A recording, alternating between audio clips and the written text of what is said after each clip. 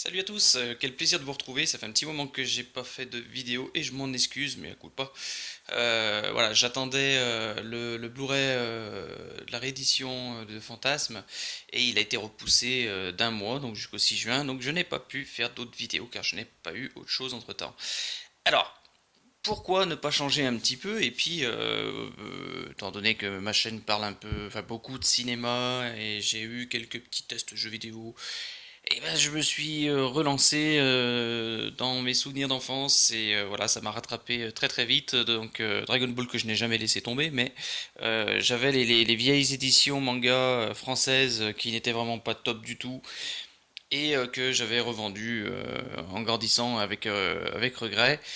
Et là, il y a un peu plus d'un mois, est sorti en commerce Dragon Ball Edition Collector, donc l'intégrale grand format, qui est sorti au prix de 3,99. Donc c'est Hachette Glénat qui ont fait cette édition. Donc elle est à 3,99. Du coup, bah, je me suis jeté dessus. Et voilà, donc j'ai redécouvert en fait le manga Dragon Ball, étant donné qu'ils sont inspirés de l'édition Perfect. Ils ont repris le principe de l'édition parfaite qui était sortie dans plusieurs pays, avec donc la lecture enfin originale partant de droite à gauche et non plus avant comme l'édition française de gauche à droite. Et voilà, donc ils en ont profité pour ressortir une collection disponible en librairie et puis dans les crayons librairie des centres commerciaux. Et voilà ce que ça donne. Donc j'ai voulu vous faire le comparatif. En fait, j'ai acheté le premier, j'ai envoyé pour m'abonner pour la suite, et j'ai fait vite fait les calculs. Donc là, le premier est à 3,99, le second est à 8,99, et les suivants à 12,99 frais de port inclus, sachant qu'il y en a deux par mois, ce qui fait que ça arrive facilement à plus de 25 euros par mois. Donc j'ai envoyé ma petite lettre pour m'abonner, et je n'ai jusqu'à ce jour jamais rien reçu. Alors j'ai commencé à acheter les autres exemplaires donc de l'édition Perfect qui commence à être un peu dur à trouver. Et du coup, j'ai tellement été agréablement surpris par cette édition Perfect que j'ai commencé et je me suis acheté 14 tomes. Enfin, je me suis acheté quelques tomes et j'en ai eu quelques autres en cadeau. Euh, voilà, donc alors je vais vous faire le comparatif qui va être très rapide des deux éditions. Déjà, l'édition Perfect. Voilà, donc le format, c'est un format qui est un peu plus grand que le format manga. Alors, le format manga, et voilà, Dragon Ball Super. Pour vous montrer la différence, je vais les juxtaposer. Voilà, donc ça, c'est l'édition manga qu'on a l'habitude de connaître, manga poche, avec la petite jaquette, hein. Donc, ça, c'est Dragon Ball Super le tome 1. Et l'édition Perfect. Donc, un- légèrement plus grande. Par contre, super agréable à lire. Et puis voilà, ils ont fait vraiment un super boulot. Là, comme vous voyez, comme ça brille, ça fait très en relief. Idem derrière, on a un dessin noir et blanc, bon, qui n'est pas en relief, mais un dessin vraiment du maître Toriyama. Une jaquette, bien sûr, comme les mangas poche, voilà, hop, qui s'enlève, hein, avec, on retrouve le dessin dessous, et puis le numéro. Des pages plastifiées, couleur, avec, voilà, les dessins de Toriyama. Et puis l'arrivée, enfin, de du manga avec les pages papier couleur. Donc c'est pas tout le manga, hein, c'est quelques pages, quelques passages en couleur. Voilà, avec on tire beaucoup sur le rouge et le noir et le gris, et ensuite pouf, on passe vraiment sur du papier noir et blanc comme d'habitude. À noter que le papier est vraiment de très très bonne qualité, il est très blanc, il est vraiment super agréable à lire. Cette édition manga aussi a le mérite de reprendre les vrais noms, comme par exemple Plume en français qui retrouve son nom Pouer ici. On a vraiment tous les descriptifs. Si par exemple vous avez quelque chose d'écrit, je vais essayer de vous trouver ça.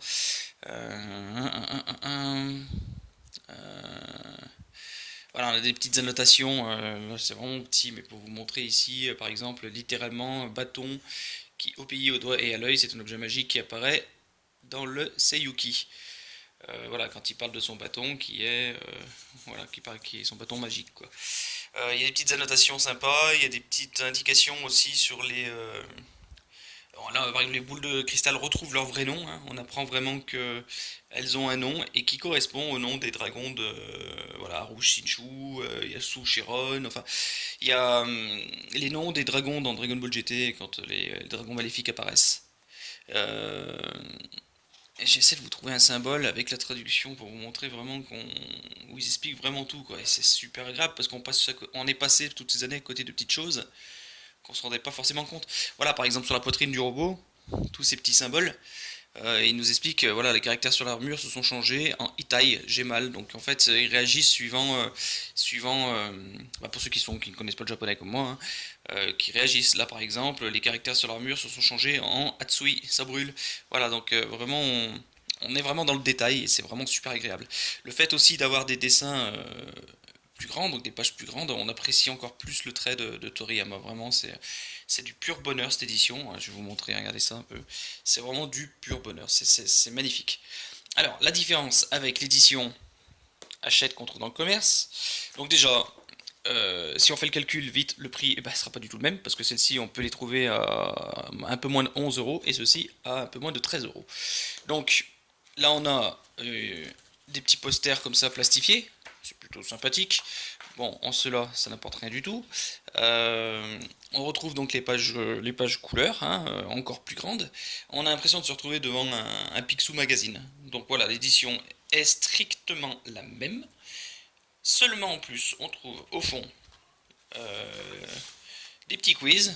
Voilà, quelques petits quiz avec des petits dessins de Toriyama toujours.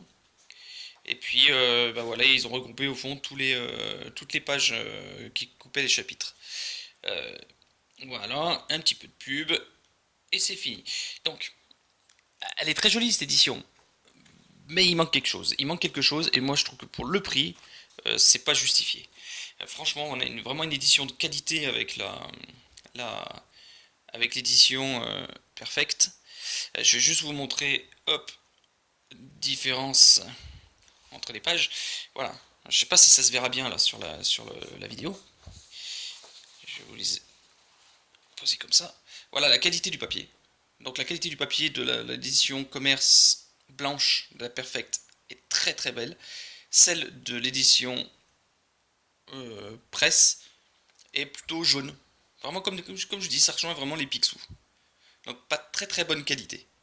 C'est vraiment, moi j'appelle ça les éditions WC. C'est les éditions qu'on laisse dans les toilettes quand on va faire quelque chose qui dure assez longtemps et qu'on passe du temps à lire.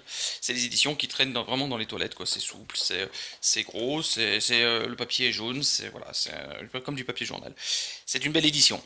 Mais voilà, ça s'arrête là pour moi. Et en plus, grosse erreur, je trouve qu'ils ont fait, c'est qu'au lieu de mettre sur la tranche la frise comme elle était sur la Perfect, ils ont simplement reporté un morceau de l'image de la couverture sur le côté. Donc du coup, quand on aligne tout- tous les, euh, tous les mangas de cette édition, et ben on a simplement des photos. Alors que quand on aligne celle-ci, on a vraiment une frise dessinée par Toriyama, hein, une frise complète. Voilà, donc à vous de vous faire votre idée sur les deux. Ça permet de redécouvrir Dragon Ball et de se faire une collection sympathique. Ça, c'est plus vraiment de luxe, c'est vraiment voilà, les aficionados de Dragon Ball tels que moi. Et du coup, eh ben, je me suis procuré l'excellente édition de Jaco, donc dans la même collection, hein. Oui, c'est la même collection shonen. Voilà. Et voilà, donc très très bonne édition aussi de Jaco. Donc Jaco, pour ceux qui connaissent pas, hein, c'est le patrouilleur qu'on voit apparaître dans Dragon Ball Super ou dans le film La Résurrection de Freezer. Et en fait, ce manga explique 10 ans avant Dragon Ball et au tout début de Dragon Ball, où on voit même ce qui se passe sur la planète des Saiyans. Et il a recréé la mythologie de Dragon Ball avec l'arrivée de Son Goku sur Terre et de Son Gohan qui l'élève. Voilà. Et on voit aussi l'histoire de Bardock avec l'attaque de Freezer sur la planète Vegeta. Donc très très bon manga à lire.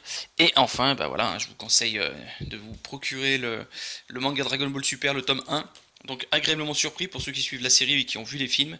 Dedans, il n'y a pas la résurrection de Freezer, ils ont fait l'impasse et je trouve que c'est une très très bonne idée parce que du coup, on l'a vu et revu en film, en série et puis dans le manga papier adapté du film, hein, avec les cases couleurs. et l'histoire n'est pas forcément la même.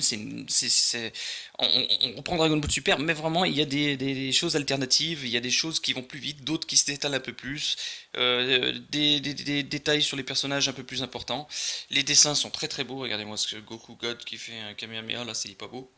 Euh, voilà, on se retrouve vraiment sur un Dragon Ball Super parallèle. Vraiment, on a l'impression que c'est pas le même, que c'est complémentaire de celui qu'on suit en série. Et honnêtement, moi je suis tombé dedans et je suis en train d'attacher, mais vraiment grave de cette édition qui suit vraiment le manga d'origine et je trouve beaucoup plus sympa, beaucoup plus dynamique et bien sûr beaucoup mieux dessiné que la série. Voilà, j'espère que cette petite vidéo vous aura plu, qu'elle vous fera patienter jusqu'à l'arrivée de Fantasme, euh, que je ferai donc du coup en unboxing. J'espère vous avoir, pour les fans de Dragon Ball, vous avoir donné quelques petites réponses et puis donné des petites explications sympas sur les éditions manga, et que ça vous donnera peut-être envie de le découvrir pour ceux qui ne le connaissent pas. Je vous souhaite à tous de passer un très très bon week-end et un agréable week-end entre amis, en famille, en ce que vous voulez, et je vous dis à très très vite.